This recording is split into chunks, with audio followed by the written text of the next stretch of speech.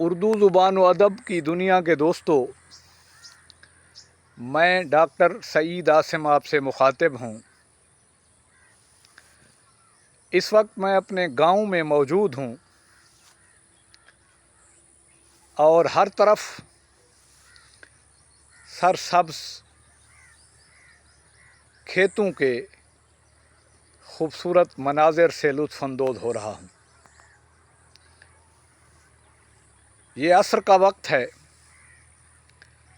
سورج اپنی تمام آب و تاب دکھانے کے بعد مغربی افق میں ڈوب رہا ہے، جبکہ گنے اور تل کی شاندار فصل اپنے جوبن کے نظارے پیش کر رہی ہے۔ سرسبز درخت قطار اندر قطار ایسے کھڑے ہوئے ہیں جیسے وہ اپنی سرزمین اور اپنے وطن کی حفاظت کے لیے دشمن کے سامنے دلیری اور بہادری کی مثال قائم کرنے کے لیے بے چین ہوں۔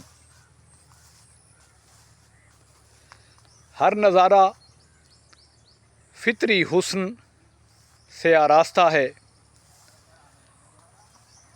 ماحول ہر قسم کی آلودگی سے پاک ہے، فضا انتہائی پرسکون ہے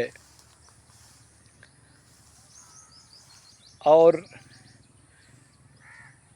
دیہاتی پرندوں کی چہچہاہٹ اور مختلف بولیاں انسانی سماعتوں کو بہت بھلی لگ رہی ہیں۔ یہ مناظر دیکھ کر طبیعت خوش بھی ہو رہی ہے اور اس پرسکون سرسبز فضا میں زندگی گزارنے کے لیے دل بھی مچل رہا ہے۔ یہ حسین فطری مناظر دیکھ کر مجھے شاعر مشرق علامہ محمد اقبال رحمۃ اللہ علیہ کا ایک شعر یاد آ رہا ہے۔ انہوں نے اسی طرح کے مناظر کو دیکھ کے فرمایا تھا، دل یہ کہتا ہے فراق انجمن سہنے لگوں، دل یہ کہتا ہے فراق انجمن سہنے لگوں، شہر کی رنگینیاں چھوڑوں یہیں رہنے لگوں۔